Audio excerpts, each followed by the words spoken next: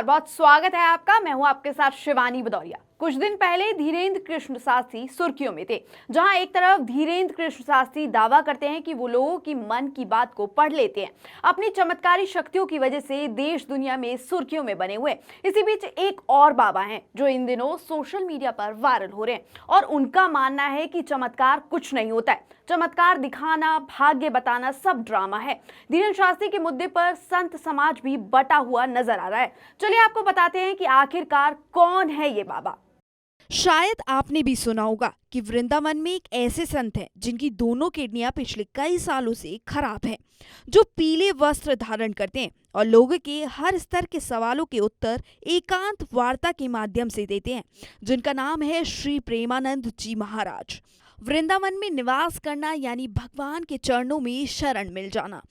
वृंदावन का दूसरा नाम मोक्ष है। यहाँ पर वास करना राधा रानी की कृपा के बिना संभव नहीं है। जो भक्त राधा रानी को रिझा लेते हैं, उसे ही वृंदावन में रहने का सौभाग्य प्राप्त होता है।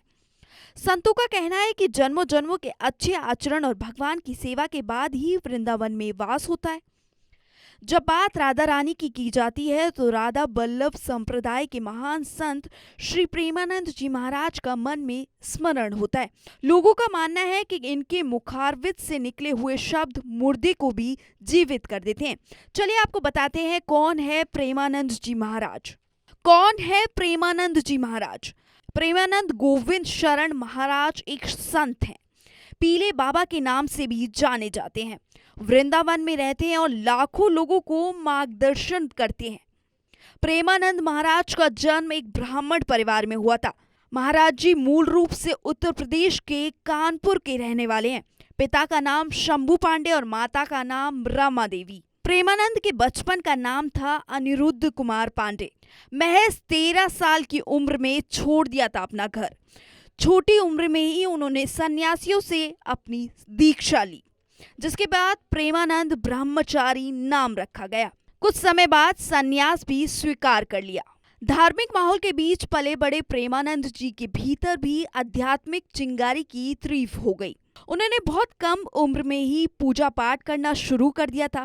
कहते हैं 5वीं कक्षा में उन्होंने गीता प्रेस की सुख सागर को पढ़ना शुरू कर दिया था। 9वीं कक्षा तक पहुंचते पहुंचते उन्होंने अध्यात्म का रास्ता चुन लिया था।